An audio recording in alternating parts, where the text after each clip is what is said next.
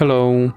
In this video I will show you how to install ChatGPT widget on Samsung Galaxy F06.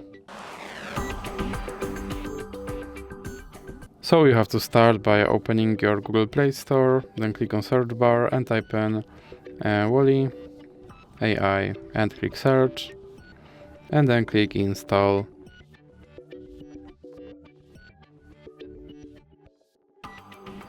Now you can click open. And then you have to scroll up and click OK, and then click on this button to skip the introduction and click Not Now. Then click Open Permissions and click here to allow this app to appear on top, and then you can go back. Now you can click Start, and as you can see right here there's my ChatGPT widget, and I can open him and I can tell him to do something.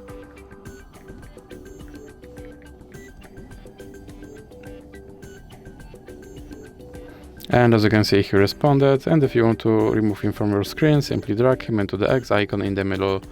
So that's it for this video. If you liked it, please remember to leave a like and subscribe.